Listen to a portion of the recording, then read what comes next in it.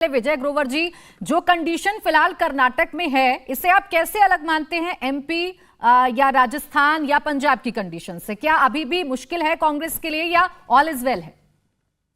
जहां तक कांग्रेस का सवाल कर्नाटक में लेकर है, शायद जो आंकड़ा आया है 136 का, वो मुश्किल बना देता है कि एक बार फिर से ऑपरेशन लोटस किया जा सके और पार्टी को तोड़ा जा सके। और ये चीज कहीं ना कहीं एक आश्वासन दे रही है कांग्रेस को कि वह मौजूदा हालात में कम से कम इस तरह की जो पोचिंग का डर रहता है उससे बची हुई है, क्योंकि अगर अब तख्ता पलट करना होगा तो काफी ज्यादा नंबर संख्या में विधायकों को तोड़ना होगा। लेकिन जहां तक रही बात इंटरनल खतरे की, इंटरनल खतरा शायद अभी इतना बड़ा नहीं दिख रहा है, फॉर टू सिंपल रीजंस।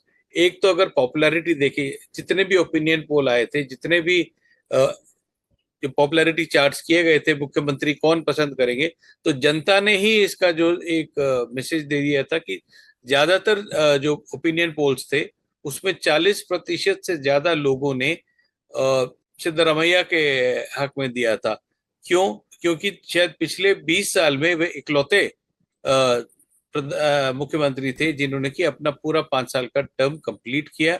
और जिस तरह से उनकी फिस्कल मैनेजमेंट है, या जिस तरह से उनकी एक मैनेजिंग स्ट्रेटजीज रही हैं, जिस तरह से उन्होंने काम किया 5 साल में, शायद लोग उसको अब याद करते हैं कि एस.एम. कृष्णा के बाद शायद सिद्धरामैया ने ही टर्म पूरा करके इस तरह की एक गवर्नेंस दी थी। क्योंकि ये वोट जो पड़ा है ये स्टेबिलिटी के लिए पड़ा है। जिस तरह से जेडीएस को इसका खामियाजा भुगतना पड़ा, क्योंकि वो त्रिशंकु विधानसभा जब बनती थी तो वो जेडीएस के चलते हुए बनती थी, और इस बार ये जो एक बाइपोलर इलेक्शन में बदला है वो साफ तौर से लोगों का संकेत था कि उन्हें एक स्थिर सरकार चाहिए, और वो शायद कांग्रेस के नेता समझते हैं।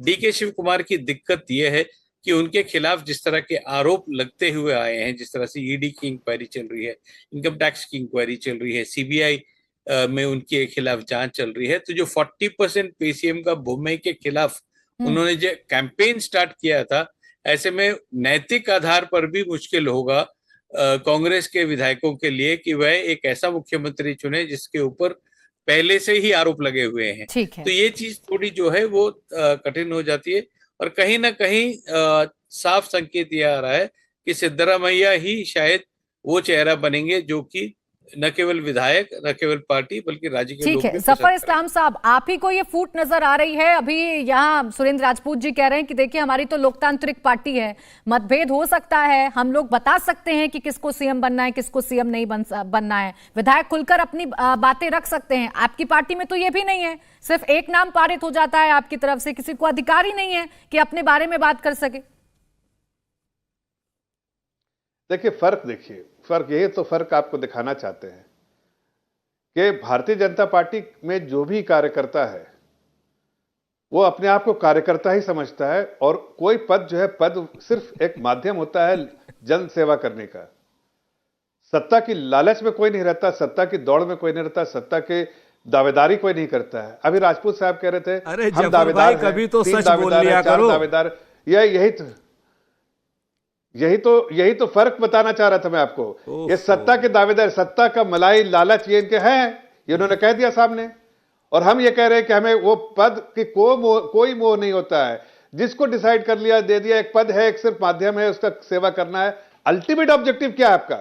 अल्टीमेट ऑब्जेक्टिव है। चलिए आप नरेंद्र मोदी जी के अलावा एक नाम बता दीजिए, कौन प्रधानमंत्री पद का दावेदार हो सकता है? एक नाम। अरे भाई आपने देखा, सुनिए, एक नाम बताइए ना, इधर उधर की बात मत कीजिए। आपकी लोकतांत्रिक पार्टी है, आपको कोई पद का लालच नहीं है, आपका कुछ नहीं है। छोटी सी बात बताइए ना, आपकी हिम्मत हो, हैसियत हो, हौसला हो, आप कहिए आज कि हमारा हर कार्यकर्ता प्रधानमंत्री नरेंद्र मोदी जी की जगह हो सकता है, या फलाना कार्यकर्ता हो सकता है, या जफर इस्लाम हो सकता है। बताइए राजपूत साहब।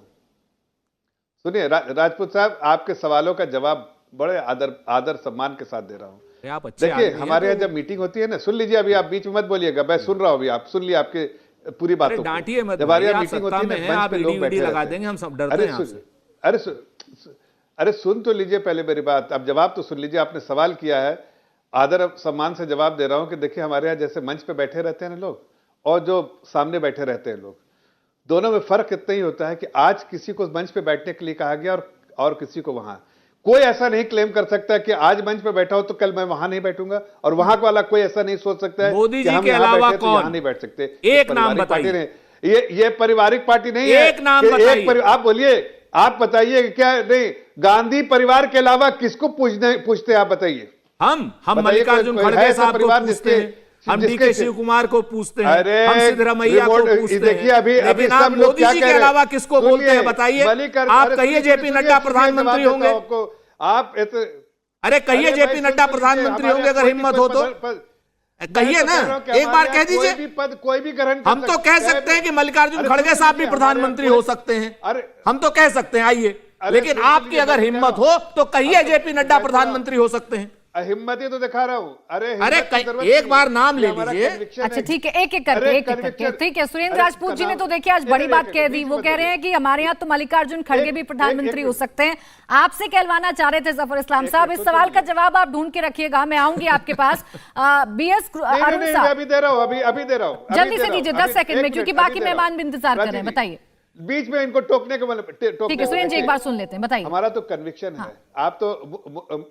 हमारा तो कन्विक्शन है कि हमारे यहाँ कोई भी कार्यकर्ता कोई भी पद ग्रहण कर सकता है, कोई नाम से फर्क नहीं पड़ता। कोई भी कार्यकर्ता को कोई भी पद ग्रहण कराया जा सकता है।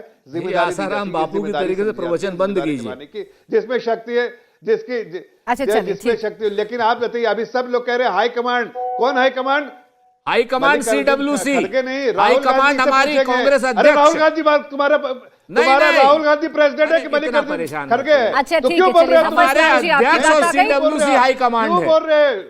ठीक है सुरेंद्र राजपूत जी, आपकी भी बात आ गई। अब थोड़ा चर्चा को आगे बढ़ा लेती हूँ। चाहिए जफर इस्लाम जी, जफर इस्लाम जी लौट कर कर्नाटक पर आ जाती हूँ। एक सेकंड रुक जाइए। अब सर आपकी बात आ गई, आपके हर कार्यकर्ता को पद मिल सकता है, आपकी बात आ गई। मैं मेरे साथ सीनियर जर्नलिस्ट भी हैं, जरा उनसे उनकी राय ले लूं। जफर इस्लाम जी, आप लोग तो एक दूसरे को आरोप प्रत्यारोप करते ही रहेंगे।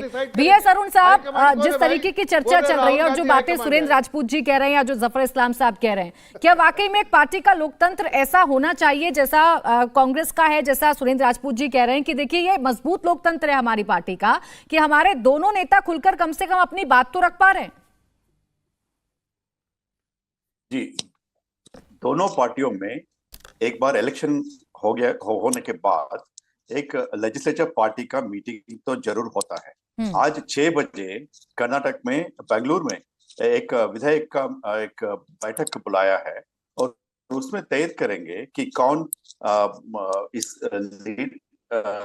CLP का लीडर होगा। नहीं तो कांग्रेस अध्यक्ष कौन होना, ये मुख्यमंत्री कौन होना चाहिए, इसकी एक डिसीजन लेंगे। इसके बाद सीन शिफ्ट होगा दिल्ली को, और दिल्ली में शायद तय होगा कि अगले मुख्यमंत्री कौन होना चाहिए।